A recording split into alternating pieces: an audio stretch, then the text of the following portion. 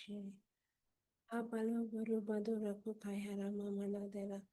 நன்றி. ஹஷியாரா பாதரே கேரே மேரே கேரே. புதேரே மேரே கே அல்லாதரா பகாயரா மமரோ பரோபா. புதேரே தேரே ஷியாரா மமரா பெதுரே மமனதரா. Praise Jesus. Praise God. நன்றி அப்பா, நன்றி இயேசுவே. எங்களை காத்து வழி நடத்துறதுக்காக நன்றி. இறை வார்த்தையில் இருக்கக்கூடிய மறை உண்மைகள் எங்களுக்கு புரியும்படி சொல்லிக் கொடுக்கறதுக்காக நன்றி. உங்களுடைய வார்த்தை தான் எங்களுக்கு விடுதலை கொடுக்க முடியும். எங்க ஒவ்வொருத்தருடைய தேவைகள் உங்களுக்கு தெரியும். சூழ்நிலைகள் தெரியும். நாங்க எந்த விதமான பிரச்சனைகளை சந்திக்கிறோன்றது உங்களுக்கு தெரியும். சூழ்நிலைகள் எதுவா இருந்தாலும், பிரச்சனைகள் எதுவா இருந்தாலும், தீர்வு இறை வார்த்தை. நீங்க எங்க ஒவ்வொருத்தர்கிட்டயும் பர்சனலாக பேசுறதுக்காக நன்றி அப்பா. நன்றி இயேசுவே. வாசனத்துல இருக்கக்கூடிய மறை உண்மைகள, ரகசியங்கள எங்களுக்கு புரியும்படி எளிதாக எங்களுக்கு சொல்லிக் கொடுக்கறதுக்காக நன்றி. இந்த உண்மைகள் புரியறதுனால எங்களுக்கு கிடைக்கக்கூடிய ஒரு விடுதலைக்காக நன்றி. நோயிலிருந்து ஒரு சுகத்த குடுத்ததுக்காக நன்றி. Thank you Lord. ஞானத்தோட எப்படி செயலாகணும், ஞானத்தோட ஒரு விஷயத்த எப்படி செய்யணுன்ற அந்த ஞானத்த எங்களுக்கு கொடுத்ததுக்காக நன்றி. Thank you Lord. Thank you Jesus. இந்த செஷன வழிநடத்துறது நீங்க. எங்க ஒவ்வொருத்தர்கிட்டயும் வார்த்தையின் மூலமாக நீங்க பேசுறதுக்காக நன்றி அப்பா. நீங்க செஞ்ச எல்லா விதமான நன்மைகளுக்காக நன்றி. இயேசு நாமத்தில் ஜெபிக்கிறோம் நல்ல பிதாவே. ஆமென். Thank you Holy Spirit. Thank you Jesus. சரி. ரோமேர் புத்தகம் 1வது அதிகாரத்த நம்ம பார்த்தோம். போன வாரம் பார்த்தோம். ஆம், ஆதாம் ஏவாள் அந்த கனிய சாப்பிட்டோனே நன்மை, தீமை, அறியும் அறிவு, மனசான்று, மனசாட்சி. இந்த மனசாட்சி, மனசான்று இருக்கிறதுனால ஒரு மனுஷங்க பரிசுத்தமாக வாழ முடிஞ்சதா? அவங்களுக்கு இது தப்புன்னு தெரியும். இது சரின்னு தெரியும். இது தப்பு, இது சரின்னு தெரிஞ்சும் அவங்களால பரிசுத்தமா வாழ முடிஞ்சதா? முடியலையா? வாழ முடியல. வாழ முடியல. சில நேரம் நினைப்போம், அ சரி, தப்புன்னு தெரிஞ்சா தானே நான் தப்பு செய்யாம இருக்க முடியும். அப்போ 2 விதமான நீதி இருக்கு. ஒண்ணு வந்து சுயநீதி, ஒண்ணு வந்து கடவுளுக்குரிய நீதி. சட்டதிட்டங்கள் சட்டதிட்டங்கள் குடுத்ததுக்கு அப்புறம்ன்ட்டு இல்ல. சட்டதிட்டங்கள் குடுக்குறதுக்கு முன்னாடியே மனுஷனுக்கு தெரியும். இது சரி, இது தப்புன்னு. இது செய்யணும், இது செய்யக்கூடாது.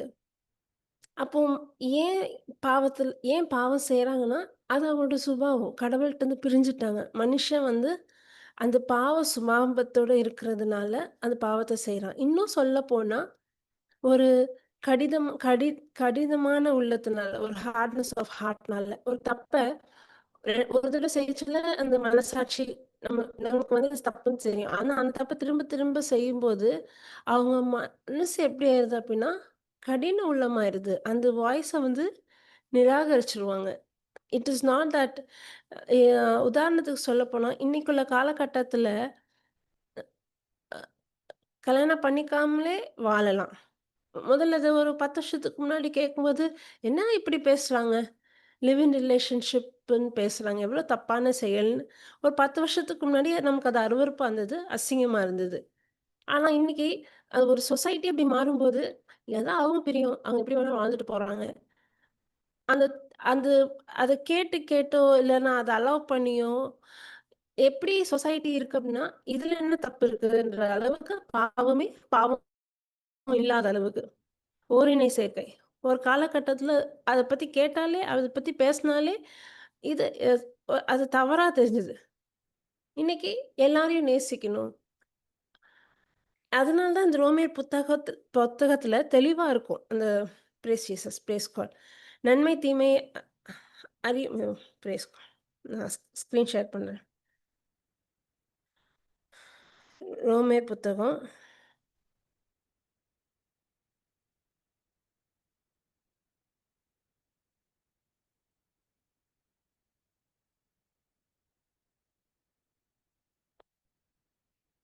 Hallelujah. Thank you, Jesus.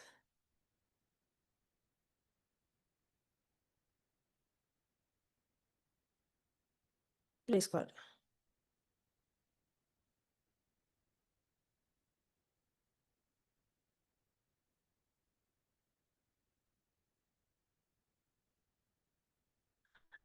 ஆ.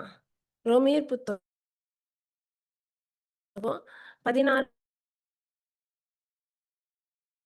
16, 17 நமக்கு தெரியும். நற்செய்தி த காஸ்பல். இருங்க நான் இங்கிலீஷ்ல எடுத்துட்டு அதுக்கப்புறம் தமிழ்ல எடுக்கிறேன்.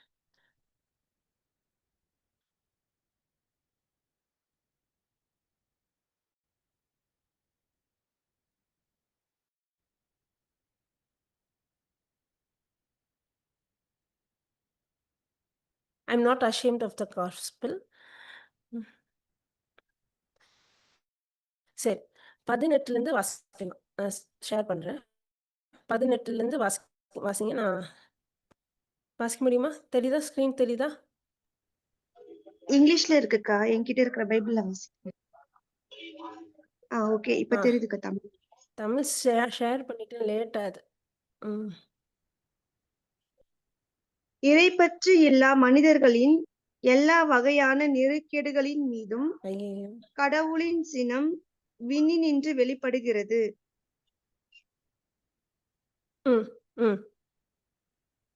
ஏனெனில் இவர்கள் தங்கள் நெறிகேட்டினால் உண்மையை ஒடுக்கி விடுகின்றார்கள்.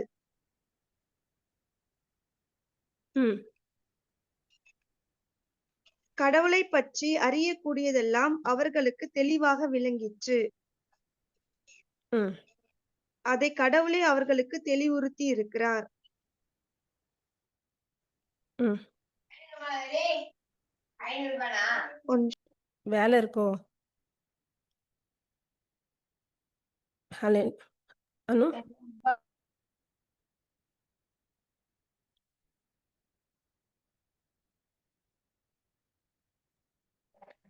சாரிக்கா. ஓகேம்மா. நான் வாசிக்கவா இங்கிலீஷ்ல? வாசி. Okay, okay, okay. நான் பார்த்துக்கிறேன். பிரச்சனை இல்ல. ஓகே.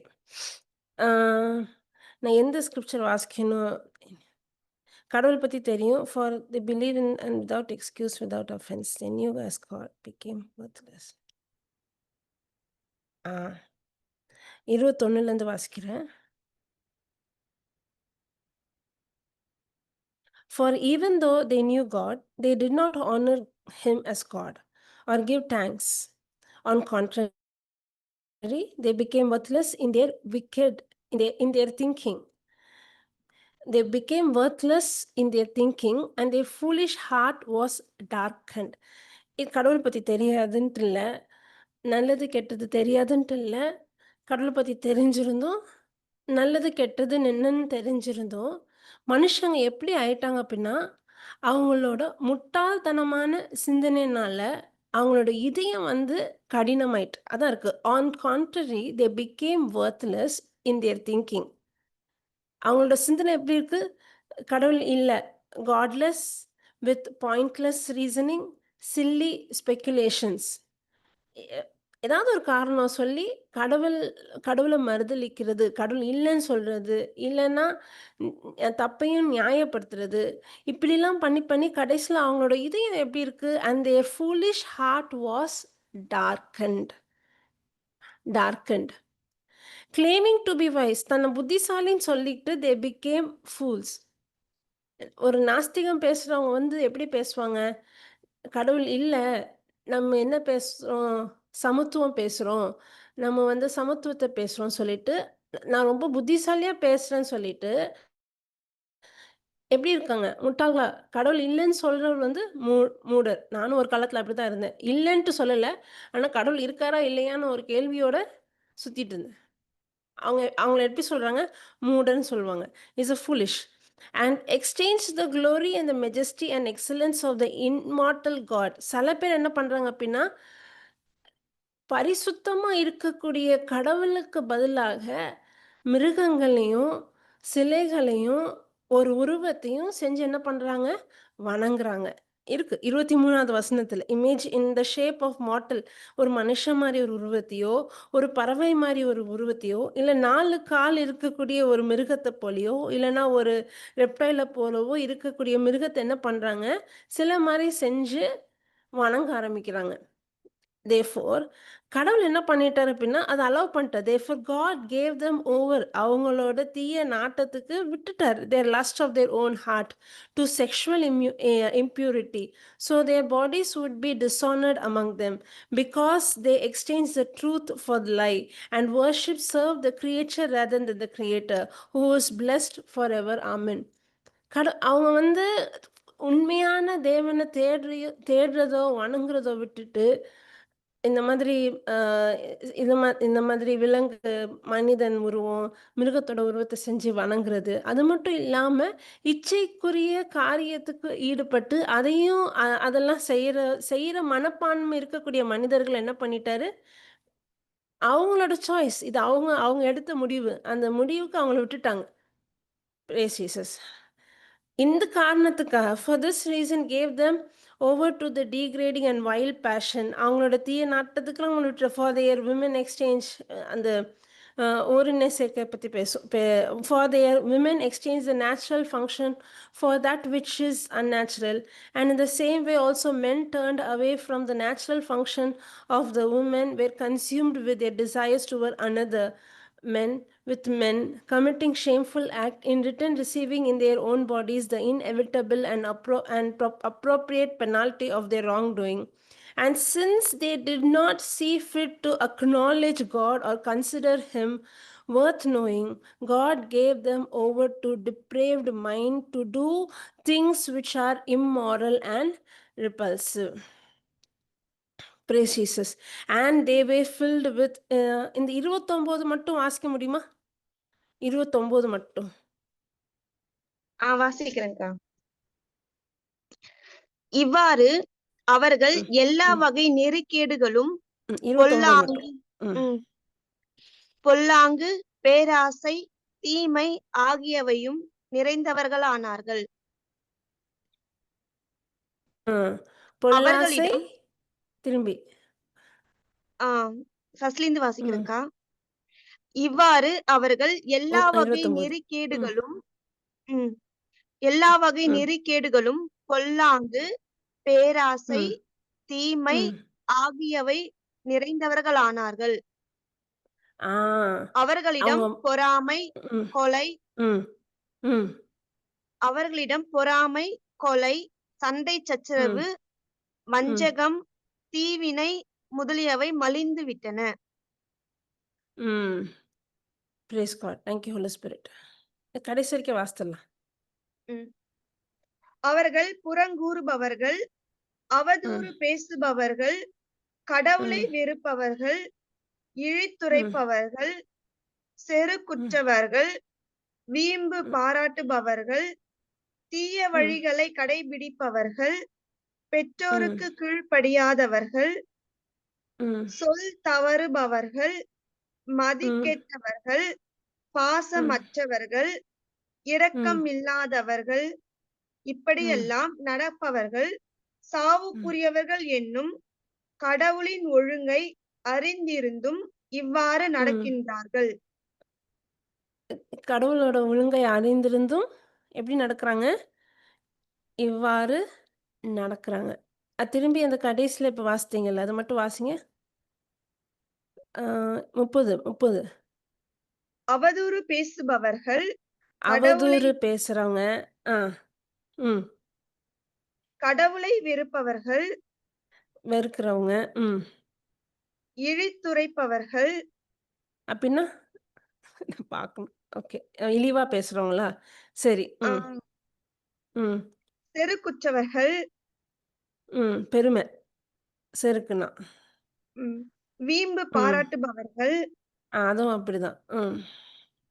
தீய ம். வழிகளை கண்டுபிடிப்பவர்கள், ஆ. புதுசு புதுசா எப்படி தப்பு பண்ணலாம்? ம். பெற்றோருக்கு கீழ்ப்படியாதவர்கள், அது எல்லாரும் வந்துருவாங்க அந்த கேட்டகரில. ம். சொல் தவறுபவர்கள், அதுவும் வந்துரும். அது நம்மளும் செய்றோம்ல, சொல்ல தவறுறோம்ல. ம். மதிகெட்டவர்கள், ம். பாச பாசமற்றவர்கள், ம். இரக்கம் ரொம்ப இல்லாதவர்கள், ம். இப்படியெல்லாம் ஹalleluya. நடப்பவர்கள் ம். சாவுக்குரியவர்கள் என்னும் ம். கடவுளின் ஒழுங்கை அறிந்திருந்தும் இவ்வாறு நடக்கின்றார்கள். ஹalleluya. க பிரைஸ் ஜீசஸ். அப்போ கடவுள பத்தி தெரிஞ்சிருந்தும், இது நல்லது, கெட்டது தெரிஞ்சிருந்தும், அவங்களோட இதயம் எப்படி ஆயிருது? ஹார்டன்ட் ஆயிருது. டார்க்கன்ட் ஆயிருது. ஒரு தப்ப அ இது உதாரணத்துக்கு சொல்லப்போனா, முதல்ல நம்ம போன வாரம் பார்த்தோம். ஏபிள் வென் ஆபேல் வந்து அ கேன் கா கேன் கேன தமிழ்ல எப்படி சொல்லுவாங்க? காயனா? காயின். காயன். ஆபேல் வந்து காயன கொன்னார். கொன்னதுனால கடவுள் வந்து ஆபேல தண்டிக்கணும். அதானே நீதி? தண்டிக்கணும். அந்த இடத்துல மன்னிப்பு குடுக்கப்பட்டுச்சு. அவர தண்டிக்கல. அது மாதிரி மத்தவங்க யாரும் தண்டிச்சிடக்கூடாதுன்னு சொல்லிட்டு ஒரு முத்திரையும் குடுக்கப்பட்டுச்சு. இந்த இந்த மன்னிப்ப காயனோட வ அடுத்த 3 தலைமுறையில ஒருத்தர் பாவம் பண்ணிட்டு சொல்வாரு, "எங்க முப்பாட்டனையே கடவுள் மன்னிச்சாரு அப்டின்னா, என்ன 7 தடவ மன்னிக்கணும்" அப்டின்னு சொல்லிட்டு சொல்வாரு. அப்ப அந்த மன்னிப்ப என்ன பண்றாங்க, அவங்க அவங்க பண்ற பாவத்துக்கு லைசென்ஸா எடுத்துக்கிறாங்க. பாவம் செய்றாங்க. இப்படிதான் ஒரு இது ஏன் சொல்றேன் அப்படின்னா, ஒருத்தவங்களோட இருதயம் வந்து ஒரு பாவத்த முதல்ல செய்யும்போது மனசான்று பேசும். திரும்ப திரும்ப அந்த பாவத்த செய்யும்போது அவங்களோட இதயம் எப்படி ஆயிருது? கல் நெஞ்சமாயிருது, இருளாயிருது. அவங்க எப்படிப்பட்ட முடிவு எடுக்குறாங்க? தவறான முடிவு எடுக்குறாங்க. அப்போ இது இது இந்த இந்த ரோமியர் புத்தகம் எழுதப்பட்ட காலகட்டத்தில 3 விதமான மனிதர்கள் சொல்லப்படுறாங்க. அது இப்பவும் பொருந்தும். அந்த 3 விதமான மக்கள் வந்து இன்னைக்குள்ள காலகட்டத்துக்கும் அது பொருந்தும். ஒண்ணு வந்து கடவுள அறியாதவங்க. ம். அந்நிய தெய்வங்கள வணங்குறவங்க. பேகனிஸ்ட். யூதர்கள தவிர மத்தவங்க. இன்னொருத்தவங்க வந்து யூதர்கள். 3வது வந்து யூதர்கள். ஆனா, இயேசுவ மெஸ்ஸையான்னு ஏத்துக்கிட்ட யூதர்கள். கிறிஸ்துவுக்குள்ள புது பிறப்பு அடைஞ்ச யூதர்கள். யூதர்கள் மட்டும் இல்ல, நற்செய்திய கொண்டு போய் சேர்க்க பிற இனத்தாரும். இயேசுவ அறிஞ்சவங்க. முக்கியமா இது யூதர்கள் பத்தி சொல்லப்படுது. ஆ இப் அந் இந்த இப்படி இருக்கும்போது, இந்த இந்த இந்த 3 விதமான மக்கள். இதுல என்னன்னா, ஒருத்தவங்க எப்படி பாவம் பண்றாங்க, இது அவங்களோட இந்த மாரி பாவத்துல ஈடுபட்டு, கடவுள் நம்பிக்கை இல்லாம, அவங்க செஞ்ச குற்றத்தையே வந்து, அது அவங்க வந்து நியாயம் தீர்த்து, அது அவங்களோட இதயம் ரொம்ப கல் நெஞ்சக்காரங்களாயி, அவங்க கடவுள் வந்து விட்டுருவாங்க. அவங்க ஏன்னா அது மனுஷனோட சாய்ஸ். கடவுளோட சின்னம், கடவுளோட கோபம் அவங்களுக்கு தெரியும். எல்லாம் தெரிஞ்சிருந்துமே ஒரு பாவத்துல விழுறாங்க. கடவுள தேடணுன்ட்டு இல்ல. ஒரு பேகனிசமா இருக்காங்க. அந்நிய தெய்வங்கள வணங்குறாங்க. இப்படி ஒரு கூட்டம் இருக்குது. இன்னொரு கூட்டம் எப்படிப்பட்ட கூட்டம்? அதுதான் ரோமேயர் அதிகாரம் 2வது அதிகாரம். எப்படிப்பட்ட கூட்டம் அப்படின்னா, சட்ட திட்டங்கள கடைப்பிடிக்கிறவங்க, சட்ட திட்டங்கள்ல நியாய பிரமாணத்த வந்து ஃபாலோ பண்றவங்க. இதுல இருக்கிற மனுஷங்க. இதுல 3வது இருக்கிறவங்க யார் அப்டின்னா, இயேசுவ மெஸ்ஸியாவ ஏத்துக்கிட்டு, உண்மையான நற்செய்தி ஆகிய கடவுளோட நற்செய்தி தட் மீன்ஸ் காஸ்பல் ஆஃப் கிரேஸ ஏத்துக்கிட்டவங்க. காஸ்பல் ஆஃப் கிரேஸ்ன்றது தான் காஸ்பலே.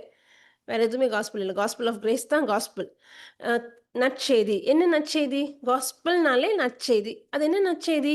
என்னோட குற்றங்களுக்காக, என்னோட பாவங்களுக்காக இயேசு கிறிஸ்து தம்மையே பலியாக ஒப்புக் கொடுத்தாருன்றது தான் நற்செய்தி. அதுதான் காஸ்பல். இது என்ன காஸ்பல்? Gospel of grace. இப்போ இந்த கிரேஸ ஏத்துக்கிட்டவங்க இங்க மனம் மாற ஆரம்பிக்கிறாங்க. நெறைய பேர் வந்து யூதர்களா இருந்தாலும் சரி, கிரேக்க பிற இனத்தாரா இருந்தாலும் சரி, இயேசுவ கடவுளா ஏத்துக்கிட்டவங்க. இயேசுவ வந்து இரட்சகரா ஏத்துக்கிட்டவங்க. இயேசுவ மெஸ்ஸையாவா ஏத்துக்கிட்டவங்க வந்து மனம் மாறுறாங்க. ஆனா, அங்க என்ன நடக்குது அப்டின்னா, இந்த சர்கம்சிஷன் அவங்க செய்றதில்ல. இதுல சில ரிலிஜியஸா மதவாதத்துல இருக்கக்கூடிய யூதர்கள் என்ன சொல்றாங்க அப்டின்னா, நீங்க வந்து சர்கம்சிஷன் பண்ணணும். நீ இயேசுவ ஏத்து. நீ வந்து யூதனா அந்த நீ நீ வந்து இ யூத இ இ அ யூத வேதத்த நீ வந்து கடைப்பிடிக்கிற அப்படின்னா, நீ வந்து சர்கம்சிஷன் பண்ணணும். அப்படி சொல்லிட்டு அங்க என்ன பண்றாங்க, பேச ஆரம்பிக்கிறாங்க. சட்ட திட்டங்கள பேச ஆரம்பிக்கிறாங்க. சட்டத்த கடைப்பிடிக்கிறவங்க சட்டதிட்டத்த பேசுறாங்க. அது மாதிரி மத்தவங்க நீ வந்து காணிக்கை சரியா செலுத்தல. நீ வந்து அவங்க நெறைய வழிபாடு இருக்குல்ல. இந்த வழிபாடுகள்லாம் ஒழுங்கா செய்யல. அது இதுன்னு சொல்லிட்டு சட்ட திட்டங்கள பேசி, சட்ட திட்டங்கள கடைபிடிக்கலன்னு சொல்லிட்டு, இந்த ஒரு பிரச்சனை நடக்குது. அப்போதான் இத ஏன் வந்து பவுல் சொல்றாரு? இத ஸ்பெசிஃபிக்கா சொல்றதுக்கு காரணம் என்னன்னா, மனுஷங்களோட புரிதல் என்னவா இருந்தது அப்டின்னா, நான் வந்து எல்லா விஷயத்தையும் சரியா செஞ்சா தான் கடவுள் வந்து என்னோட விண்ணப்பத்த கேட்பாங்க. என்னோட செயல்கள்னால தான் எனக்கு என்ன கிடைக்கும்? பதில் கிடைக்கும்ன்றது நம்மளுக்கே அது இருக்கு. காலையில எந்திரிச்ச உடனே நான் வந்து பைபிள் வாசித்தா கடவுளுக்கு திருப்தியா இருக்கும். நான் தினமும் ஒரு 2 மணி நேரம் டங்ஸ்ல பிரேயர் பண்ணா கடவுள் திருப்தி அடைவாரு. ஆனா கடவுள் வந்து இல்ல நான் நெறைய பேருக்கு உதவி செய்றேன், தானம் தர்மம் பண்ணா கடவுளுக்கு வந்து திருப்தியா இருக்கும். நான் வந்து ஹாஸ்பிட்டல் விசிட்டோ, சிறைச்சாலை விசிட்டோ நான் பண்ணேன்னா கடவுளுக்கு திருப்தியா இருக்கும்.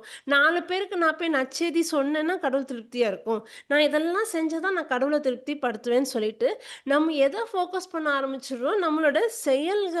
நான் இத செஞ்சா தான் கடவுள் திருப்தி ஆகும்ன்னு சொல்லிட்டு, நம்மளோட செயல்கள ஃபோக்கஸ் பண்ண ஆரம்பிக்கிறோம். இதே தான் நடந்தது ரோமியர் புத்தகம் 2வது அதிகாரத்தில.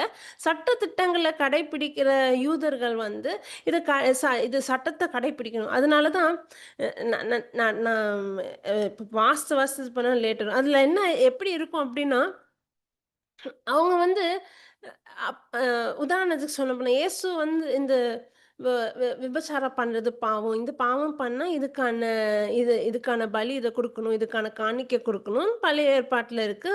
அப்போ இயேசுகிட்ட வந்து ஒருத்தர் கேட்பாங்க. அ எ அ விபச்சாரம் பண்றது பாவம் இல்ல அப்படின்னு. அப்ப இயேசு சொல்வாரு, விபச்சாரம் பண்றதில்ல. ஓ நீ வந்து ஒரு பொண்ண இச்சையோட பார்த்தாலே நீ விபச்சாரம் செஞ்சுட்ட. அப்போ அந்த செயல் கிடையாது. உன் சிந்தனையில அந்த பாவ செயல் இருக்குல்ல, பாவ சிந்தனை இருக்குல்ல, தட் இஸ் சின். அதே மாதிரி நீ கொலை பண்ணா தான் கொலைன்ட்டு இல்ல. நீ ஒருத்தவங்கள மனசுலேருந்து வெறுத்தாலே எப்படி? அது கொலைக்கு சமம். கவ் க வ வ கவர்ச்சியஸ்னஸ் இப்போ வந்து சிலை வழிபாடு. சிலை வழிபாடு வந்து ஒரு ஒரு மிருகத்த செஞ்சு வணங்குறதோ, இல்லன்னா ஒரு மனித உருவத்த செஞ்சு வணங்குறதோ சிலை வழிபாடு இல்ல. அடுத்தவங்களோட பொருளுக்கு நம்ம ஆசைப்பட்டாலே, அடுத்தவங்களோட பொருளுக்கோ, அடுத்தவங்களோட உடைமைக்கோ, அடுத்தவங்க மனைவிக்கோ, எதுக்கோ அடுத்தவங்க உடைமைக்கு கவர்ச்சியஸ்னஸ் அவங்கட்ட அந்த கார் இருக்கு எனக்கு இல்லையே, அந்த வீடு அவங்கட்ட இருக்கு எனக்கு இல்லையேன்னு சொல்லிட்டு, அந்த பொருள் மேல ஆசை கவர்ச்சியஸ்னஸ் அந்த ஆசை இருந்தாலே அது எதுக்கு சமம்? அது சிலை வழிபாடு. கடவுளுக்கு கொடுக்க வேண்டிய முக்கியத்துவத்த வேற எதுக்கு கொடுத்தாலும், அது சிலை வழிபாடு தான். அது என் படிப்பா இருக்கலாம், அது என் ஜாதியா இருக்கலாம், அது என் அந்தஸ்தா இருக்கலாம், அது என் தொழிலா இருக்கலாம், அது என் பசங்களா இருக்கலாம். அது அது நான் சுயமா என்னையே நான் ரொம்ப நேசிக்கலாம். அப்படி சொல்லிட்டு கடவுளுக்கு கொடுக்க வேண்டிய அது என் சொத்தா இருக்கலாம், என் பணமா இருக்கலாம், எதுவா இருக்கலாம். கடவுளுக்கு கொடுக்க வேண்டிய இடத்த வேற எதுக்கு குடுத்தாலும், தட் இஸ் நோன் அஸ் கவர்ச்சியஸ். வேற எதுக்கு குடுத்தாலும் அது என்னது அது? சிலை வழிபாடு தான். அப்ப அங்க என்ன உனக்கே கண்ணு தெரியல. நீ எப்படி இன்னொரு கண்ணு தெரியாதவனுக்கு வழிகாட்ட முடியும்? அப்போ சட் அப்ப கடவுள் வந்து இந்த சட்ட திட்டங்கள குடுக்கும்போது கூட யூதர்கள் என்ன பண்ணல, அத ஏன் குடுத்தாங்கன்னு புரிஞ்சுக்கல. அவங்க என்ன நெனச்சுக்கிட்டாங்கன்னா, இந்த சட்ட திட்டங்கள், கட்டளைகள் 600 நியாய பிரமாணம் சொல்றேன். 600 கட்டளைகளுக்கு உட்பட இருக்கக்கூடிய கட்டளைகள குடுத்தத, அவங்க எப்படி எடுத்துக்கிட்டாங்கன்னா, இதெல்லாம் நம்ம கடைப்பிடிச்சா கடவுளுக்கு எப்படி இருக்கும்? திருப்தியாக இருக்கும். அவங்க கடவுளே புரிஞ்சுக்கல. அவங்க கடவுள புரிஞ்சுக்கல. அவங்க எப்படி நெனச்சுக்கிட்டாங்க, இந்த கட்டளைய வந்து நம்ம கடைப்பிடிக்கலன்னா நமக்கு தண்டனை. இந்த கட்டளைய நம்ம கடைப்பிடிச்சா நமக்கு ஆசீர். நம்ம இதெல்லாம் செஞ்சா தான் கடவுள திருப்திப்படுத்துவோம்ன்னு சொல்லிட்டு, அவங்க கடவுளையே புரிஞ்சுக்கல. கடவுளோட தன்மையும் தெரிஞ்சுக்கல. புரிஞ்சுக்கல. அந்த கட்டளைகள குடுத்ததுக்கான நோக்கம் என்ன அப்டின்னா, அவங்களுக்கு வெளிப்படுத்தணும். அவங்களால பரிசுத்தமாக வாழவே முடியாது. கடவுளோட பரிசுத்தம்னா என்ன? கடவுளோட நிலைப்பாடு என்ன? அவரோட ஸ்டாண்டர்ட் என்ன? கடவுள் எவ்ளோ பியூரிட்டின்னு சொல்றோம்ல. அவர் எந்த அளவுக்கு பியூர் அப்டின்னா, அவரோட பிரசன்னத்துல பாவம் நிக்கவே முடியாது. அவ்ளோ பரிசுத்தமானவர். அந்த பரிசுத்தத்த எக்ஸ்ப்ளைன் பண்ணணும். அந்த பரிசுத்தத்த நான் எக்ஸ்ப்ளைன் பண்ணணும் அப்டின்னா, நான் என்ன பண்ணணும்? எனக்கு சட்டதிட்டங்கள் தேவ. Praise Jesus, praise God. Spotlight எடுத்துட்டேன். வீடியோ ஆஃப் பண்ணிட்டு.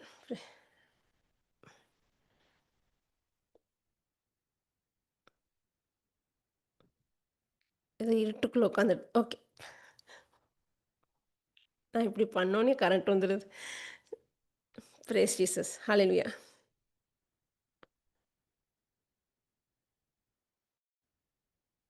ஹalleluya. Praise God. Thank you Holy Spirit. Thank you Holy Spirit. Thank you Jesus. ஹalleluya. ஷஷரதரே பெதரே கெதரே மெமெரே பெதரே மெமெரே பெதரே ஹாமரு பருதுரு கோயரா பஷுஷேரே தெரே கெகெரே தெரே துரமமல தெரே கோயரா மம ஷியாரா தாரா ஹாப் தெரே தெரே ஷியாரா மாதாரா கியாரா பதேரே கெரே மூரா துரா கோகயாரா மமரா மெதுரே மெமெரே பெதரே ஹாபெரு துரு கோயரா ஷுஷரா பதரே கியாலா. Brace Jesus. ஹalleluya. சரி. என்ன சொல்லிட்டு இருந்தேன்? ஹalleluya. Praise Jesus. ஹalleluya. ஓகே. இந்த அம் நான் என்ன சொல்லிட்டு இருந்தேன்? ஹalleluya. அந்த சட்ட திட்டங்கள் வந்து பாவம் ம். ஆ செய்தோன்றதுக்காக தான் புரிஞ்சுக்கல. கொடுக்கப்பட்டுச்சு. ஓகே புரிஞ்சு வந்துட்டு. ஆ சட்டதிட்டங்கள்ல எப்படி நம்மளும் அப்படிதான் எடுத்துக்கிறோம். அ யூதர்கள் எப்படி எடுத்துக்கிட்டாங்க அப்படின்னா அப்படின்னா, ஆ இந்த சட்டங்கள கடைப்பிடிச்சுட்டோம். இந்த சட்டங்கள நம்ம ஒழுங்கா ஃபாலோ பண்ணிட்டா கடவுளுக்கு திருப்தியா இருக்கும். அப்ப கடவுள் எத ஆசைப்படுறாரு அப்படின்னா, இந்த சட்டதிட்டங்கள கடைப்பிடிக்கணுன்றது தான் கடவுள் ஆசைப்படுறாங்கன்னு புரிஞ்சுக்கிட்டாங்க. ஆனா அது காரணம் இல்ல. சட்டங்கள் பரிசுத்தமானது. சட்டங்கள் தூய்மையானது. சட்டங்கள் கடவுளோட வார்த்தையிலிருந்து வந்த வார்த்தைகள் வல்லமை மிக்கது. சட்டதிட்டங்கள் வந்து இட் இட் அது அது அது ரொம்ப பரிசுத்தமானது. அங்க என்ன வெளிப்படும் அப்போ அந்த சட்டதிட்டங்கள அது வந்து கடவுள் குடுக்கும்போது, அவரோட தன்மை என்ன? அவரோட பியூரிட்டி என்ன? அவரோட மெஜஸ்டி என்ன? அவர் எவ்வளோ அவருகிட்ட அவரு அவர அவரு அவர்கிட்ட நான் போணும்னா, எனக்கு எந்த தகுதியுமே கிடையாது. என்னால முடியாது. அவரோட தூய்மைக்கு நான் அவரோட தூய்மைக்கு தான் வாழணும் அப்படின்னா, என்னால என்ன பண்ண முடியாது? வாழ முடியாது. அப்ப அந்த சட்டங்கள் என்ன பண்ணும் அப்படின்னா, ஒரு மனுஷன வந்து அந்த பாவத்த பத்தி அ அ அ அ ரோமியர் புத்தகம் 3வது அதிகாரத்துல இருக்கு. 20க்கு அப்புறம் வாசிங்க. 3வது அதிகாரத்துல என்ன இருக்கு அப்படின்னா, சட்டம் வந்து பாவத்த இன்னும் விளக்கமாக மனுஷனுக்கு தெரியும். அவனுக்கு நல்லது என்ன, கெட்டது என்ன, நன்மை, தீமை எது ஆனா அது ஃபுல் டெஃபினிஷன் தெரியாது. எதெல்லாம் பாவம், இதுவும் பாவமான்ற அளவுக்கு பாவத்தோட அறிவ குடுத்தது சட்டம். பாவத்த பத்தி நமக்கு தெரியணும். இதெல்லாம் பாவம்னு எனக்கு தெரியணும் அப்படின்னா, அந்த 630, 600க்கும் மேற்பட்ட கட்டளைகள போய் வாசித்தா தெரியும். அத வாசிக்கும்போதே, நமக்கு என்ன தோண ஆரம்பிச்சுருமோ, அப்ப என்னால வாழவே முடியாதே! கடவுளுக்கு பிரியமாக என்னோட பலத்த சார்ந்து, என்னோட என்னோட நீதிய சார்ந்து என்னால பண்ண முடியாது. என்னால வாழ முடியாது. அப்படின்ற ஒரு மனநிலைக்கு நம்ம வந்துருவோம். ஏன்னா, அவர் அவ்வளோ பரிசுத்தமானவர். அவரோட தூய்மைத்தனத்த, அவரோட ஸ்டாண்டர்ட நிலைநாட்டுறது மட்டும் இல்ல, பாவத்துக்குரிய அறிவையும் வெளியப்பட்டது தான் சட்டம். அப்ப இந்த சட்டத்த ஏன் கடவுள் வந்து யூதர்களுக்கு சட்டம் வந்து ஆதாம், ஏவாள் பாவம் பண்ணோனே குடுத்திருந்திருக்கலாம். ஆதாம், ஏவாள் பாவம் பண்ணோனே சட்டங்கள் இல்ல. சட்டங்கள் எப்ப கொடுக்கப்பட்டுச்சு? பின்னாடி மோசே காலகட்டத்தில தான் கொடுக்கப்பட்டது. அப்போ அந்த ஏன் குடுத்தாங்க அப்டின்னா, இவங்க தேர்ந்தெடுத்த மக்கள், கடவுள் வந்து மோசே மூலமாக இவங்கள கூட்டிட்டு வராங்க. ஆனா அந்த மக்களுக்கே வந்து ஒரு தனக்குள்ளேயே ஒரு பெருமை, ஒரு தலக்கணம் புடிச்சவங்களா இருந்தாங்க. அவங்க எப்டி இருந்தாங்கன்னா, "நீ என்ன செஞ்சாலும் நான் செஞ்சுருவேன். எவ்ளோ கட்டளைய குடுத்தாலும் நான் கடைபிடிச்சுருவேன்." அவங்களோட சுயநீதிய சார்ந்து, அவங்களோட திறமைய சார்ந்து இருந் இரு அ தன்னோட தன்ன திறமை சார்ந்து இருக்கிறவங்க, தன்னோட செயல்பாடுகள சார்ந்து இருந்தவங்களா இருந்தாங்க. ஆனா ஆச்சரியம் என்ன அப்டின்னா, கட்டளைய குடுக்கும்போதே, இங்க வந்து என்ன பண்ணிட்டாங்க, ஒரு கண்ணுக்குற்றிய தங்கத்துல செஞ்சு வணங்க ஆரம்பிச்சுட்டாங்க. முதல் கட்டளையே மனுஷனால என்ன பண்ண முடியாது? கடைபிடிக்க முடியும். அவங்க வேணா நம்ம நினைக்கலாம், ஐயோ! ஒரு மிருகத்த போய் வணங்குறாங்களே அப்படின்னு. நம்ம எத்தன விஷயத்த வணங்குறோம். நம்ம வந்து நம்மளோட பேரு, நம்மளோட புகழ், நம்மளோட ஆஸ்தி, நம்மளோட அந்தஸ்து, நம்ம படிப்பு, நம்மளோட டிகிரி இது எத்தன விஷயத்த நம்ம வணங்கிட்டு இருக்கிறோம். எந்த ஒரு மனுஷனாலயும், எந்த ஒரு கட்டளையும் என்ன பண்ண முடியாது? கடைப்பிடிக்க முடியாது. அப்ப அந்த சட்டம் என்ன பண்ணும் அப்டின்னா, அந்த சட்ட திட்டங்களுக்கு உட்பட்டு வாழும்போது, அவங்க வந்து சட்டத்துல அந்த தண்டனையிலருந்து தப்பிக்கிறதுக்காக வாழ முயற்சி செய்றாங்க. அது மட்டும் இல்ல, என்ன காப்பாத்துறதுக்கு மெஸ்ஸையா வரமாட்டாரா? என்ன மீட்டெடுக்க மெஸ்ஸையா வரமாட்டாரா? அந்த சட்டங்கள் என்ன பண்ணும் அப்டின்னா, நம்மள மெஸ்ஸையா கிட்ட, இயேசு கிறிஸ்து கிட்ட நம்மளுக்கு வந்து என்ன காப்பாத்துறதுக்கு, என்ன ரட்சிக்கிறதுக்கு எனக்கு மீட்பர் தேவ. என்ற நிலைப்பாடுக்கு கொண்டு போறது தான் சட்ட திட்டங்கள் குடுத்ததுக்கான நோக்கமே அதுதானே தவிர, சட்ட திட்டங்கள குடுத்ததுக்கான நோக்கம் வந்து அத கடைப்பிடிச்சா கடவுளுக்கு திருப்தியா இருக்குன்ற நோக்கம் கிடையாது. என்னால இத கடைப்பிடிக்க முடியாது.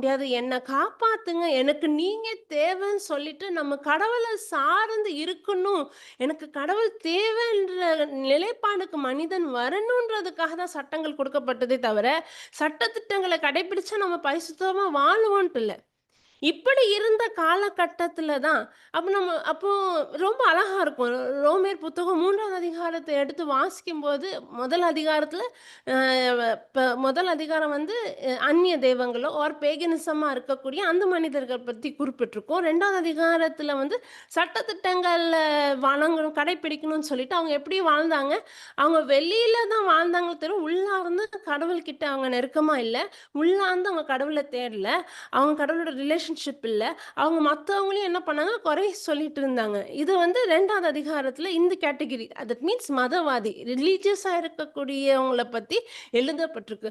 அப்போ நம்ம கேட்கலாம், அப்போ 3வது அதிகாரத்தில என்ன இருக்கும் அப்டின்னா, இவ்வளவு பாவம் செஞ்சு அது இன்னும் பயங்கரமா இருக்கும். 3வது அதிகாரத்த எடுத்து வாசித்து பார்த்தா, இத் நம்ம இவ் அ கட ந அது 3 2, 2, 4 கடவுளோட மர்சி வாசிக்க 2, 4 வாசிக்க முடியுமா? 4லருந்து. ரோமேர் புத்தகம் 2, 4லருந்து. ம்.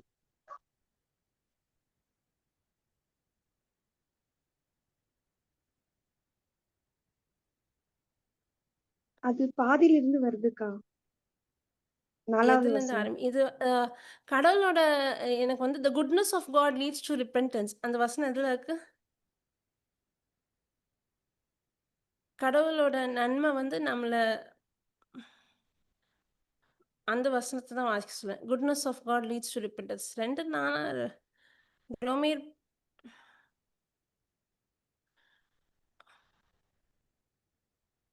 Praise God. Thank you Jesus. நானே வாசிக்கிறேன் இங்கிலீஷ்ல. மனம் 4 தான். 2, 4 தான். "And thinketh thou this, O man, that judgest them which do such things, and does the same, and escaped his." அவரது அளவற்ற பரிவையும், ம், சகிப்புத்தன்மையையும், பொறுமையையும் ஏளனம் ம். செய்கிறீர்களா? உங்களை ம். மனம் மாற செய்வதற்கே கடவுள் பரிவு காட்டுகிறார் என்பது உங்களுக்குத் தெரியாதா? Price Jesus. ம். அவரோட சகிப்புத்தன்மையும், அவரோட என்ன இருக்கு? பொறுமை, பொறுமையும் என்ன பண்றீங்க? ஏளனம் ஏல் செய்கிறீர்களா? ஆ. ஆனா 4வது வசனம். உங்களை மனம் மாற செய்வதற்கே கடவுள் பரிவு காட்டுகிறார். ஆ உங்களை மனமாற செய்றதுக்கு தான் கடவுள். கடவுள் இப்படி பாவத்துல இருக்கிற மனுஷன தண்டிக்கிறதுக்கு பதிலாக, ஒரு மெஸ்ஸையா இது 3வது இது பயங்கரமான என்ன சொல்றது? இது மெஸ்ஸையாவ அனுப்பி, நம்மளோட குற்றங்களுக்காக பாவத்துக்கு மன்னிச்சு அப்போ மனுஷன் எப்படி இந்த கேள்வி இப்படி வரும். பவுல் வந்து அந்த பவுல் வந்து நம்ம ஸ்தானத்துலருந்து ஒரு கேள்விய போடுவார். இந்த 3வது அதிகாரத்துலலாம் 2, 3லாம் வாசித்து பார்த்தா. அப்போ நம்ம பாவம் செய்யும்போதே கடவுள் நம்மள மன்னிச்சார்ல. அவளோட மன்னிப்பையும், அவரோட பொறுமையும், அவரோட கருணையையும் மனுஷங்க எப்படி எடுக்க ஆரம்பிச்சுட்டாங்க? இப்படி மன்னிச்ச கடவுள், நான் அப்படி மன்னிச்ச கடவுள் வந்து எப்பவுமே அத மன்னிப்பாரு. நான் எப்படி வேணாலும் வாழலாம். அப்போ பவுல் சொல்றது சட்ட திட்டங்கள் கடை அவங்க எப்படி எடுத்துக்குவாங்க அப்படின்னா, சட்டதிட்டங்கள் கிடையாது. சட்டதிட்டங்கள் தேவையில்ல. நம்ம எப்படி வேணாலும் வாழலாம். எப்படி இருந்தாலும் கடவுள் என்ன பண்ணிருவாரு, நம்மள மன்னிச்சுருவாரு. கடவுள மன்னிச்சுருவாரு. அப்ப இந்த காஸ்பல் ஆஃப் கிரேஸ் வந்து பாவ பாவ வாழ்க்கைய வாழ்றதுக்கான ஒரு லைசென்ஸ் ஆயிருமா? எப்படி இருந்தாலும் கடவுள் என்ன மன்னிச்சுருவாரு. எப்படி இருந்தாலும் அப்ப நான் எப்படிப்பட்ட வாழ்க்கை வந்தாலும் கடவுள் மன்னிச்சுருவாரு. நான் ஒரு வீடியோ பார்த்தேன். உதாரணத்துக்கு சொல்றேன். ஒரு வீடியோ பார்த்தேன். அவங்க வந்து இந்த ஸ்ட்ரீட் பிட்ச் பண்ணுவாங்க. தெருவுல இருந்து ஊழியத்த செய்றவங்க. அது யூரோப் கண்ட்ரி. ஆம் ரொம்ப பாவ வாழ்க்கை. அவங்க வந்து தெரியும். நான் பார்த்தாலே தெரியும். அவங்க வந்து ஒரு கே, லெஸ்பியன் ரிலேஷன்ஷிப்ல இருக்கக்கூடிய ஆட்கள் நமக்கு நல்லாவே தெரியும். அப்போ அது தப்பு, அது பாவம்ன்னு சொல்லிட்டு ஒருத்தர் வந்து பிரசங்கம் பண்றாரு ஸ்ட்ரீட்ல. அப்போ அந்த பெர்சன் வந்து சொல்றாங்க, வந்து எப்படி வந்து பேசுறாங்க அப்டின்னா, "நீ ஒரு கிறிஸ்துவன் தானே! உனக்கு அன்புன்னா என்னன்னு தெரியாதா? உன் சக உனக்கு ச உனக்கு சம் உனக்கு இருக்கக்கூடிய எங்கள மாரி இருக்கக்கூடிய சகோதரர்கள நீ வந்து நேசிக்கணும் தானே! நீ எப்படி கண்டிக்கிற மாரி பேசலாம்? இத தப்புன்னு நீ எப்படி சொல்லலாம்? இயேசுவே எல்லாரையும் மன்னிச்சுட்டார்ல. அப்ப இந்த பாவத்த இத நீ நீ வந்து மன்னிச்சு எங்களையும் நீங்க நேசிக்கணும். எங்களையும் அவர் கடவுள் நேசிக்கிறாரு." இப்ப கடவுள் வந்து மனுஷன நேசிக்கிறாரு. அதுக்காக பாவத்த அங்கீகரிக்கிறாரா? கிடையாது. அப்ப எப்படி மனுஷன் வந்து என்ன பண்ணிடுறாரு பண்றாங்க ஆரம்பிச்சுடுறாங்கன்னா, ம கடவுள் அவங்க கடவுளோட மன்னிப்ப எப்படி இருந்தாலும் கடவுள் நம்மள மன்னிச்சுருவாங்கன்னு சொல்லிட்டு, அந்த பாவத்த ஜஸ்டிஃபை பண்ற அளவுக்கு மனுஷன் வந்து வாழ ஆரம்பிக்கிறான். அப்போ பவுல் இவ்வளோ விஷயத்த எக்ஸ்ப்ளைன் பண்றதுக்கான நோக்கம் என்ன அப்டின்னா, ஒரு மனுஷன் வந்து உ நீதிமானா தன்னோட செயல்கள்னால ஆகவே முடியாது. அவன் யூதனா இருந்தாலும் சரி, அவன் கிரேக்கனா இருந்தாலும் சரி, அவன் மனம் மாறினவனா இருந்தாலும் சரி, மனம் மாறாதவனாலும் சரி, அவனோட நீதி வந்து அவனோட செயல்களால வர்றது கிடையாது. அப்படின்னு பார்த்தா, உலகத்தில யாருமே என்ன கிடையாது, பரிசுத்தவான் கிடையாது. ஒருத்தரும் பரிசுத்தவான் கிடையாது. 3வது அதிகாரத்தில நான் அது பிரேஸ் ஜீசஸ் ஹalleluya 3 uh no no man is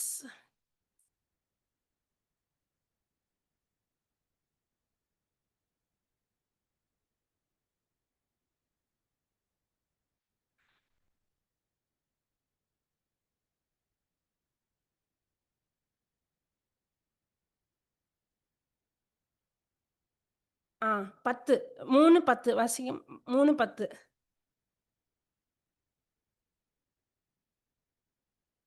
3:10 இல்ல. அண்ட் அதர் தட் 9லேருந்து வாசிங்க. ம்.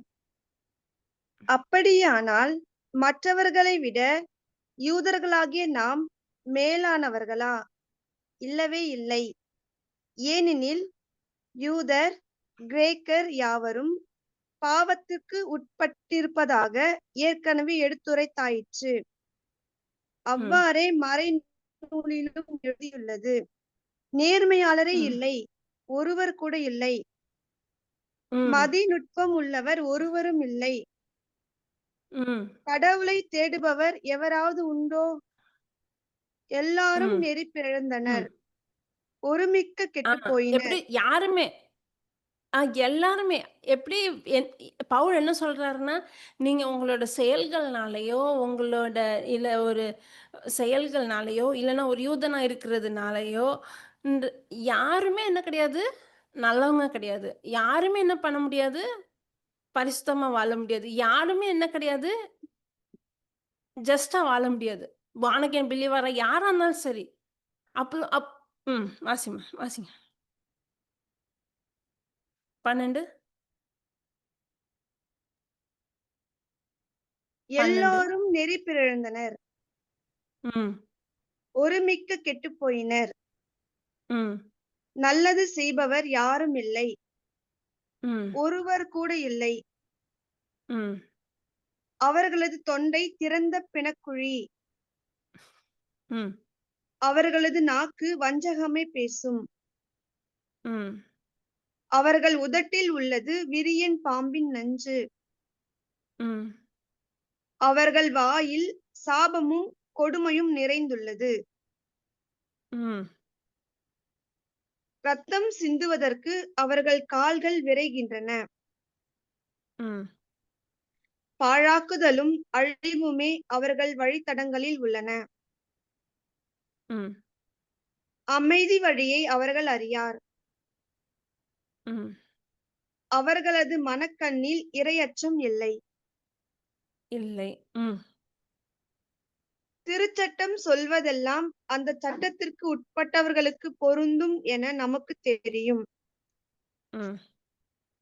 ஆகவே இவர்களும் உலக மக்கள் அனைவரும் சாக்குப்போக்கு சொல்ல வழியின்றி இருக்கிறார்கள். ம். ஏனெனில் திருச்சட்டம் சார்ந்த செயல்களால் எவரும் கடவுள் முன்னிலையில் ஏற்புடையவர் ஆவதில்லை. ஆ அதுதான் கீவேர்ட். என்னது? திரும்பி வாசிங்க. திருச்சட்டம் சார்ந்த செயல்களால் எவரும் ம். கடவுள் ம். முன்னிலையில் ஏற்புடையவர் ஆவதில்லை. ஆக ஒருத்தரும் என்ன பண்ண முடியாது? ஜஸ்டிஃபை முடியாது. யாருமே என்ன பண்ண முடியாது? நான் சட்டங்கள கடைப்பிடிக்கிறேன். நான் சட்டங்கள் இது பண்றேன். சொல்லிட்டு ஒருத்தரும் அதனால நான் நியாயாதிபதி, நான் நீதிமான் சொல்லிட்டு யாரும் என்ன பண்ண முடியாது?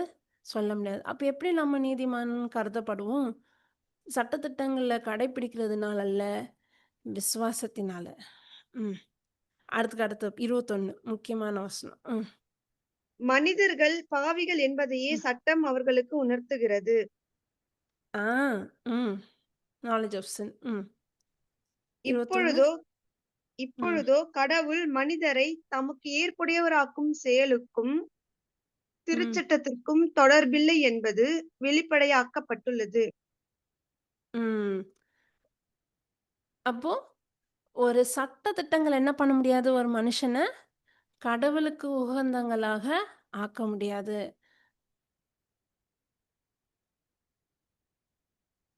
அதனால தான் நம்ம நாளைக்கு பார்க்கலாம். அதனால தான் எனக்கு யார் தேவ? மெஸ்ஸையா தேவ. எனக்கு மீட்பர் தேவ. எனக்கு இரட்சகர் தேவ. என்னோட சுய பலத்தினாலோ, என்னோட செயல்கள்னாலோ, கடவுள் குடுத்த கட்டளைகள நான் கடைப்பிடிக்கிறது அப்படி கட்டளைய நான் கடைப்பிடிக்க முயற்சி செஞ்சாலும், 100% சொல்றேன், நம்மளால 50% கூட கடைப்பிடிக்க முடியாது. அவரோட சட்ட திட்டங்கள எடுத்து ஏன் 1% கூட கடைப்பிடிக்க முடியாது. நாட் ஈவன் 1% நம்மளால என்ன பண்ண முடியாது? கடைப்பிடிக்கவே முடியாது. மிஸ்டர் பெர்ஃபெக்ட்டா நம்மளால வாழவே முடியாது. என் சிந்தனையில யாரையாவது நான் வெறுத்தாலே நான் ஒரு மர்டரர். நான் ஒருத்தவங்கள இச்சையோட பார்த்தாலே நான் கொலகாரி. நான் பொருட்களுக்கு ஆசைப்பட்டுட்டாலே, மத்த பொருளுக்கு ஆடம்பரமான வாழ்க்கை, பொருள்களுக்கு நான் ஆசைப்பட்டாலே, நான் அந்நிய தெய்வத்த வணங்குற ஒரு சிலை பண்ற ஒரு பெர்சன் தான்.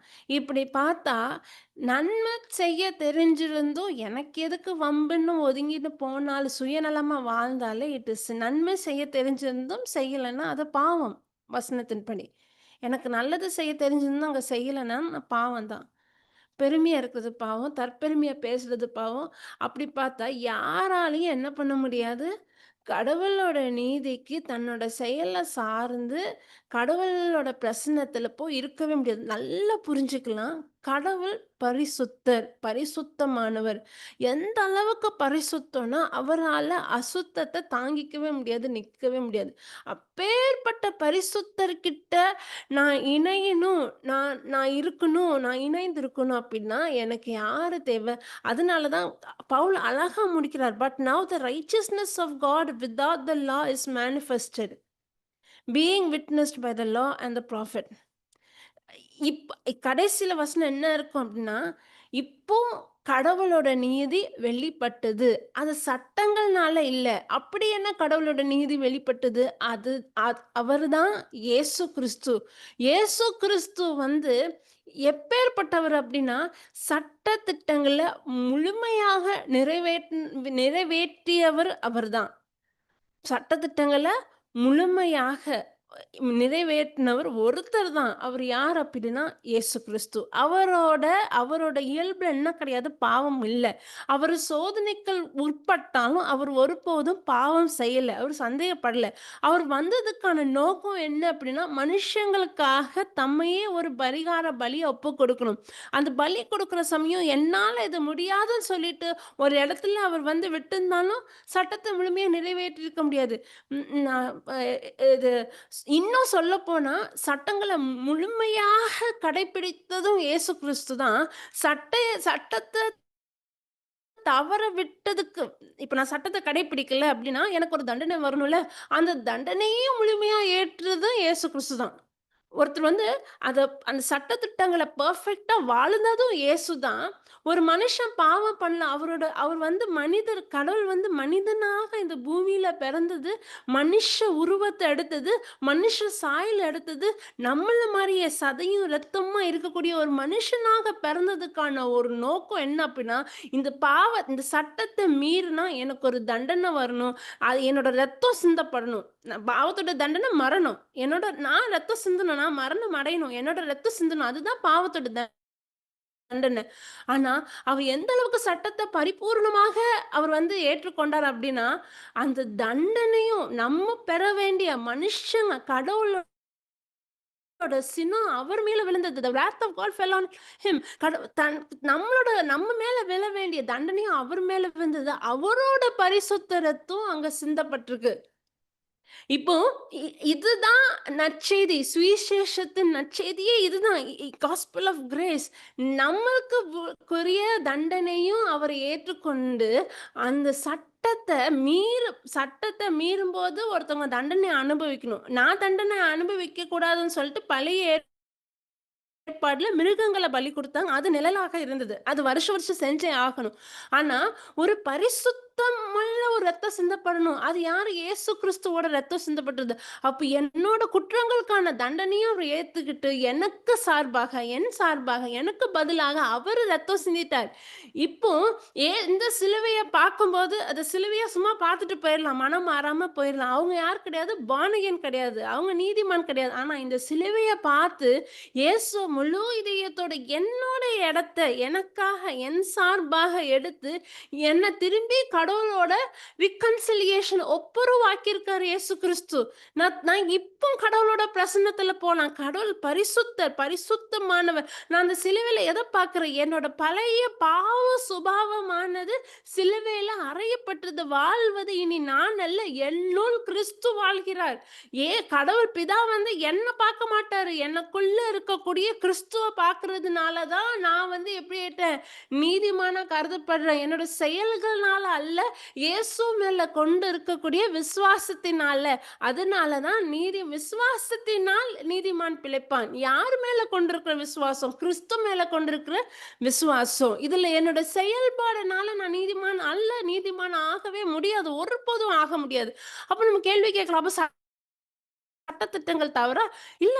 பவுல் அழகா சொல்றார் தவறில்ல. சட்டதிட்டங்கள் தூய்மையானது, பரிசுத்தமானது. சட்டதிட்டங்கள நான் தெரிஞ்சுக்கணும். ஏன் தெரிஞ்சுக்கணும்? கடவுளோட நிலை என்னன்னு தெரிஞ்சுக்கணும். இந்த காஸ்பெல தெரிஞ்சா, இந்த சுவிசேஷம் தெரியும்போது வித்த சேதனம் வந்து சதையில ஏற்படுறது கிடையாது. இதயத்துல ஏற்படுகிறது. Circumcision in the heart by the Holy Spirit. ஒரு மனுஷனோட இதயம் மாறப்படுது.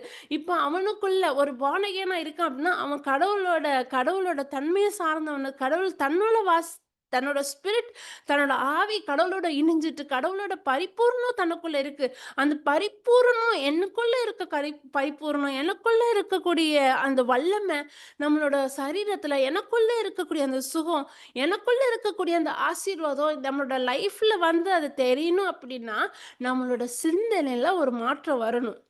என்னோட சிந்தனை இறை வார்த்தைக்கு உகந்ததா இருக்கணும். நான் நம்பணும். அதனால விசுவாசத்தினால, நம்பிக்கையினால நான் நம்பணும். அப்படி நம்பணும் அப்படின்னா, எனக்கு வார்த்தை தெரியணும். எனக்கு நற்செய்தி தெரியணும்.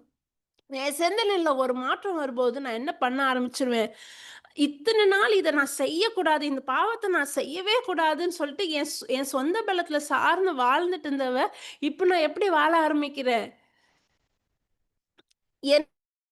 என்னால என்னோட சொந்த பலத்துல செய்ய முடியாத ஒரு விஷயம், என்னோட சிந்தனையில ஒரு மாற்றம் வரும்போது, கடவுளோட வல்லமையினால அந்த பாவம் என்ன விட்டு விலகி போயிருது. ஒரு உதாரணத்துக்கு சொல்லப்போனா, நான் இப்போ நல்ல படம் பார்ப்பேன், நல்ல பாட்டு கேட்பேன். எப்பவுமே வந்து அந்த காலகட்டத்தில இருக்கக்கூடிய மியூசிக் டைரக்டர்ஸோட பாட்டெல்லாம் நல்லா போட்டு போட்டு கேட்பேன். எனக்கு பாட்டுனா அவ்ளோ பிடிக்கும். கேட்டுட்டே இருப்பேன். காலேஜ் படிக்கும்போது ஹாஸ்டல்ல படிப்ப தவிர மத்த நேரம் என்ன இருக்கும் அப்டின்னா, மியூசிக் கண்டிப்பா இருக்கும். குளிச்சாலும் சரி, துணி துவைச்சாலும் சரி, எந்த வேல பார்த்தா படிக்கிற நேரம் தவிர. அப்படி ஒரு மியூசிக்ல அப்படி பாட்டு கேட்டுட்டு இருந்தேன்னா, எ க உடைஞ்சிருந்த நிலைமையில வார்த்தைக்குள்ள வந்ததுக்கப்புறம், வார்த்தைய தேடுனதுக்கப்புறம், கடவுளுக்குள்ள இருந்த கடவுளோட வார்த்தைய தியானிக்கிற டைம்ல எங்க வீட்ல வந்து கேபிள் கனெக்ஷனே கிடையாது. முன்னாடி MP3ல மெமரி கார்ட்ல அந்த பர்ட்டிகுலர் சாங்ஸ வந்து போட்டு ஃபுல்லா கேட்டுட்டு இருந்தேன்னா, எப்படி நான் அந்த பாட்ட கேட்கிற அந்த செக்யூலர் அந்த சினிமா சாங்க கேட்கிறத நான் எப்படி விட்டேன்னு எனக்கே தெரியல. அ அந்த பழக்கம் எப்படி மாறுச்சு? அந்த பழக்கம் எந்த நொடி பொழுது மாறுச்சுன்னு தெரியல. என்ன ஆயிட்டு அப்டின்னா, எனக்கு அதிகமா அதிகமா இயேசுவ தெரிஞ்சுக்கணும். அதிகமா அவருடைய அன்ப புரிஞ்சுக்கணும். அந்த டீச்சிங்கும், அந்த மெசேஜும், அவரோட வசனத்தையும், அவர பத்தி சிந்திக்கிற சிந்தனையிலேயே ஈடுபட்டதுனால, அந்த பழைய அந்த அதே பாட்டு இப்ப என்னைக்காவது பஸ்ல போட்டாங்கன்னா, ஐ அம் நாட் ஈவன் இன்ட்ரஸ்டட். எனக்கு அதுல ஈடுபாடும் இல்ல, கேட்கணுன்ற ஆசையே இல்ல. ஒரு காலகட்டத்துலலாம் காலேஜ் படிக்கும்போது பாட்டு இல்லன்னா அந்த பஸ்ல ஏற பிடிக்காது. பாட்டு இருந்தா ஏறிர்லான்னு தோன்றது. இன்னைக்கு பாட்டு போட்டா, ஐயோ! இந்த பாட்ட போடுறாங்களே ஹெட்ஃபோன போட்டு ஏதாவது மெசேஜ் போட்டு கேட்கலாமா? இத வந்து நான் பாட்டு கேட்கக்கூடாது, நான் சினிமா பாட்டு பாடக்கூடாது, அந்த மாரி வார்த்தைகள சொல்லக்கூடாதுன்னு அந்த மாதிரி எந்த ஒரு முயற்சியும் எடுக்கல. எந்த ஒரு ஸ்டெப் எடுக்கல. ஆனா இது எப்போ நடந்தது அப்டின்னா, அந்த வ இ கடவுளோட கிருபை, கடவுளோட கிரேஸ், அவருடைய அன்ப புரிய, அவருடைய அன்பின் ஆழம் தெரிய அதுதான் goodness of God leads to repentance. கடவுளோட நன்மை தான் நம்மள மனமாற்றத்துக்கு கொண்டு போமே தவிர, கடவுளோட தண்டனை நம்மள ஒருபோதும் என்ன பண்ணாது, ம் மனமாற்றத்துக்கு கொண்டு போகாது. அப்போ ஒரு கேள்வி கேட்கலாம். பாலகன் ஆனதுக்கு அப்புறம் நான் பாவத்துல விழுந்தா, அது கண்டிப்பா எந்த விதமான பாவத்தையும் நம்ம செய்யும்போது என்ன ஆயிரும்? அதுக்கான விளைவுகள் இருக்கு. கான்சிக்வென்ஸஸ் அது கடவுள்ட்ட இருந்து வந்த தண்டனை இல்ல. அது நம்மளா பிசாசுக்கு கதவ திறந்து விட்டு, நம்மள திருடுறதுக்கும், கொல்றதுக்கும், வார்த்தைய நம்மட்டருந்து திருடுறதுக்கும், கொல்றதுக்கும், அழிக்கிறதுக்கும் நம்ம பெர்மிஷன் குடுத்ததுனால, அதுக்கான விளைவுகள் இருக்கும். ஆனா, அ அ அ அப்படி இருந்துமே ஒரு மனுஷன் வந்து என்ன ப ஆவியானவர் சும்மா விட மாட்டாரு. அந்த அந்த வார்த்தையில இருக்கிறதுனால நம்ம என்ன பண்ணுவோம், நம்ம போய் மன்னிப்பு கேட்போம். அந்த ரிப்பெண்டன்ஸ் ஹார்ட். சில நேரம் என்ன ஆயிரும், இது ரொம்ப ரேர். உன் அ மொதல்ல உண்மையா பார்ன் அகெயினா இருக்கணும்.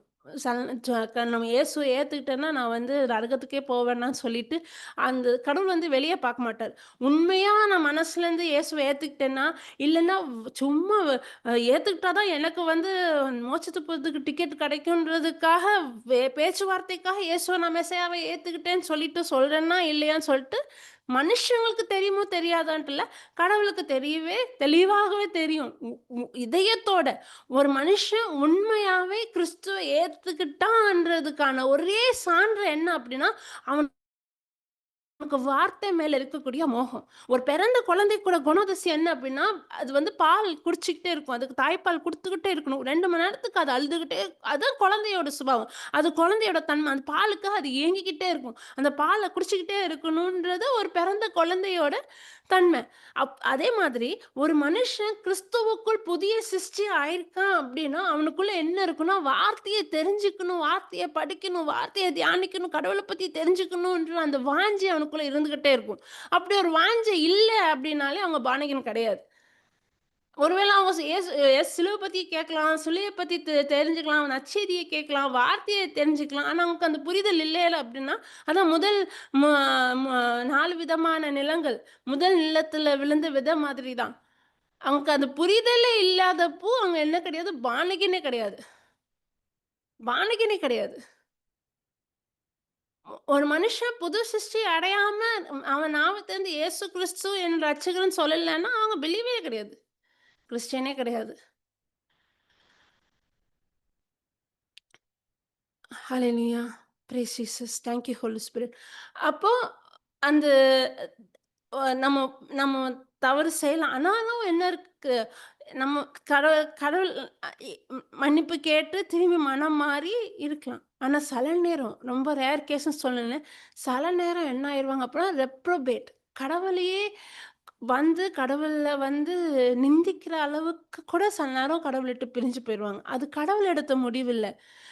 எனக்கு எட்டர்னல் லைஃப் வேண்டான்னு சொல்லி அந்த மனுஷன் அவங்க இதயம் அந்த அளவுக்கு ஹார்ட் ஆயிரும். ஒரு பழைய ஏற்பாட்டு மாதிரி தான்.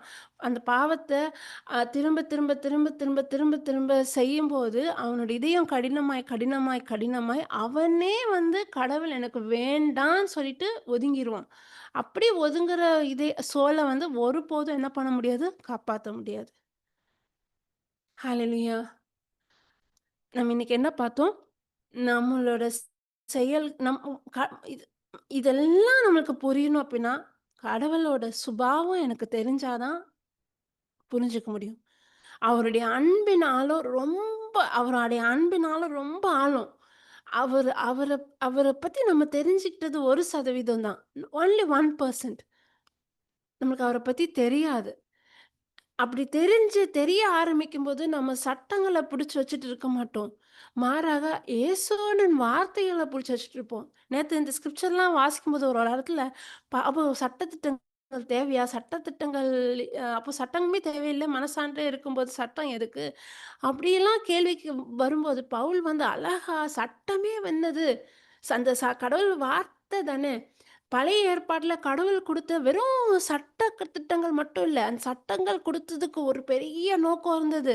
It is word of prophecy Messiah இயேசு கிறிஸ்து இந்த பூமிக்கு வரணுன்ற தீர்க்க தரிசன வார்த்தை. அந்த நடக்கணுன்றதுக்காக அந்த யூத குலத்த தேர்ந்தெடுத்து, அவங்கள பராமரிச்சு, அவங்க சட்டதிட்டங்கள குடுத்து, அவங்கள ஒரு ஒரு ஒழுக்கமான வாழ்க்கை வாழணுன்ற கட்டாயத்துக்குள்ள அது ஒரு இட் வாஸ் ஃபோர்ஸ்ட். அவங்க இப்படிதான் இருக்கணுன்றது ஒரு கட்டாய சூழ்நிலையில இருந்தது. அந்த வார்த்தை பழைய ஏற்பாட்டுல எழுதப்பட்ட எசையா புத்தகமா இருந்தாலும் சரி, நீதிமொழிகளா இருந்தாலும் சரி, எக்ஸோடஸ் எல்லா புத்தகமுமே வந்து இயேசு கிறிஸ்துவோட வெளிப்பாடு தான். It is prophetic word. ரொம்ப பரிசுத்தமானது, ரொம்ப வல்லமையானது. சட்ட திட்டங்களே கடவுளோட வாயிலிருந்து வந்த வார்த்தை அவ்வளோ பரிசுத்தமானது, அவ்வளோ தூய்மையானது. அவரோட தன்மை அது. அவரோட ப்ராஃபெட்டிக் வேர்ட். ஒருபோதும் அது இழிவாவோ, அது தலைக்குறைவாவோ நம்ம பேச முடியாது. ஆனா, அந்த சட்டத்த நான் கடைப்பிடிச்சா தான் சொல்லிட்டு அத வந்து என்னோட நீதியில நான் கடைப்பிடிச்சு, நான் கடவுளுக்கு சமமா போயிருவேன்னு சொல்லிட்டு அது முட்டாள்தனம். கடவுள்கிட்ட யாருமே நெருங்க முடியாது. நான் கடவுள்கிட்ட நெருங்குறதுக்கு எனக்கு இயேசு கிறிஸ்துவோட இரத்தம் வேணும். அந்த இரத்தத்தினால தான் இன்னைக்கு நான் அவர் முன்னாடி போய் நிக்கிறேனே தவிர, என்னோட செயல்கள்னால அல்ல. என் நான் ரத்தம் சிந்த வேண்டியது எனக்கு பதிலாக அவரோட ரத்தம் என் சார்பாக சிந்தப்பட்டு, அவர் அந்த ரத்தத்த கொண்டு போய் பிதா இடத்துல நின்னதுனால தான் இன்னைக்கு நீங்களும் நானும் அவரோட கடவுளோட பிதாவோட ஒப்புரவாயிருக்கிறோம். அங்க ரத்தம் விலை கொடுக்கப்பட்டிருக்கு. இந்த விலைய வந்து என்னோட செயலால ஈடுபட முடியுமா? அவர் கொடுத்த அந்த அந்த அந்த விலைய என்னோட செயல்கள்னால, நான் என்னோட செயல்கள சார்ந்து அத டிமாண்ட் பண்ண முடியுமா? முடியவே முடியாது. கொஞ்சம் அப்படி உட்கார்ந்து நேத்து அதான் யோசிச்சு பார்க்கும்போது, இயேசு கிறிஸ்து மனுஷனாக வந்ததுக்கான நோக்கமே வந்து ஒ எ எனக்கு அது இமேஜினேஷன் அது எப்படி குழந்தையா பிறந்த அந்த உருவம் ஒரு பையன் வளர்ந்து ஒரு ஒரு மனிதனாக ஒரு ஒரு ஒரு ஒரு 30 வயசு வாலிபன் சொல்ல ஒரு மெச்சூர்ட் பெர்சன் ஆனதுக்கான அந்த அந்த உடம்புல இருக்கக்கூடிய அவ்வளவு ரத்தம் நம்மளுக்காக சிந்தணுன்றதுக்காக. நம்மளோட குற்றங்களுக்காக தண்டனை எடுக்கணுன்றதுக்காகயே அந்த மனித உருவத்தையே அவர் எடுத்து இந்த பூமிக்கு வந்தார். அத யோசித்து பார்க்க அப்படியே யோசிக்கும்போது, கடைசி சொட்டு ரத்தம் வரைக்கும் சிந்தப்பட்டதா? சிலுவையில ஒரு மனுஷனோட சாயல எ எத்தன நம்ம சிலுவைய யோசிக்கும்போது, இயேசு கிறிஸ்து ஒரு மனிதனாக தான் நம்மளால சிந்தனை செய்ய முடியுது. ஆனா, சதையும், ரத்தமும் எல்லா சதையும் பிச்சு, எல்லா எலும்புகளும் வெளிய தெரிஞ்சு, உடம்புல இருக்கக்கூடிய கடைசி ரத்தமும் சிந்தப்படுது அப்படின்னா, அந்த அந்த காட்சிய கற்பனை கூட பண்ண முடியல. அந்த அளவுக்கு நம்மள நேசிச்சிருக்காரு. நம்மளுக்காக ஹி பிகேம் த அட்டார்னிங் சாக்ரிஃபைஸ் நம்மளுக்காக பரிபூர்ண பலியாக அவர் ஆயிட்டாரு. இந்த பலி இல்லன்னா எனக்கு கடவுளுக்கு சம்மந்தமே கிடையாது. இந்த பலி இருந்தா தான், இத ஏத்துக்கிட்டா தான் நான் கடவுளோட இணைய முடியுமே தவிர, என்னோட செயல்கள்னால அல்ல. இந்த உணர்வு இருக்கிறவங்க ஒருபோது வந்து கடவுள் கிருபையின் சுவிசேஷத்த வந்து பாவத்த செய்றதுக்கான ஒரு லைசென்ஸா என்ன பண்ண முடியாது? எடுக்க முடியாது. பரிசுத்தமா வாழ்றதுக்கு எனக்கு கிருபையின் நற்செய்தி தேவ. அருளின் நற்செய்தி தேவை. காஸ்பல் ஆஃப் கிரேஸ் தேவை. இயேசு எனக்கு தேவை. இயேசுவ பத்தி பரிசுத்த ஆவியானவருக்கு தேவை. தெரிஞ்சா தான் இப்போ என்னோட சொந்த முயற்சியில நான் பரிசுத்தமா வாழல. ஆவியானவரோட வழிகாட்டினால நான் பரிசுத்தமான வாழ்க்கை வாழ்றதுக்கு உட்படுறேன். ஹalleluya. Praise Jesus. Thank you, Holy Spirit.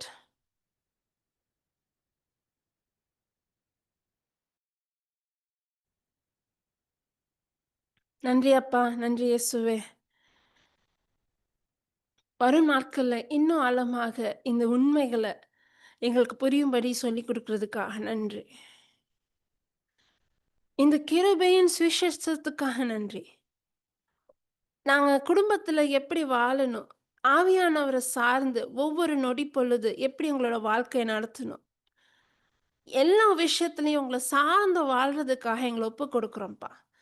ஒரு பேரண்ட்டா உங்கள சார்ந்து வாழ்றதுக்காக, ஒரு மனைவியா உங்க வார்த்தைய சார்ந்து வாழ்றவளா, ஒரு ஒரு மகளா உங்க வார்த்தைய சார்ந்து வாழ்றவளா, ஒரு தாயா உங்க வார்த்தைய சார்ந்து வாழ்றவளா, ஒரு சகோதரியா உங்களோட வார்த்தைய சார்ந்து வாழ்றவளா, இங்க இருக்கிற ஒவ்வொருத்தரும் எங்களோட வாழ்க்கையில ஒரு ஒரு நொடி பொழுதும் இறை வார்த்தைய சார்ந்து ஒரு வாழ்க்கைய வாழ்றதுக்காக எங்கள ஒப்புக் கொடுக்கிறோம் தகப்பனே.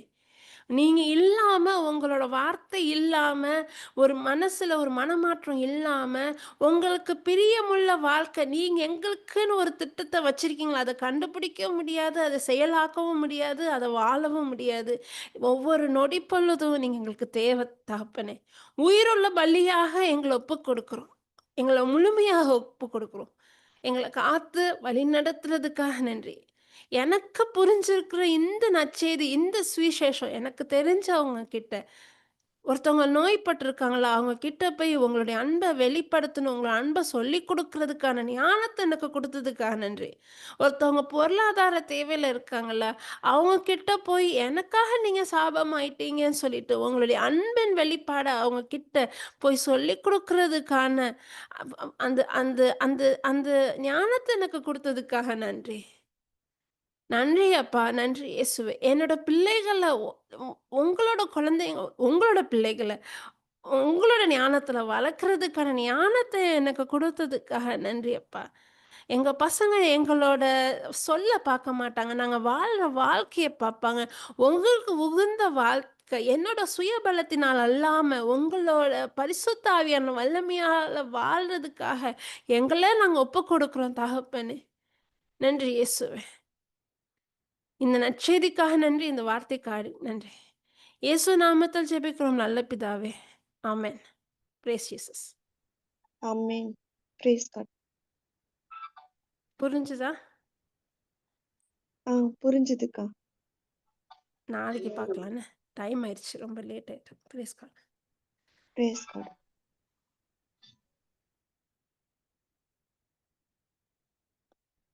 ஏதாவது டவுட் இருந்துச்சுன்னா நாளைக்கு கேளுங்க.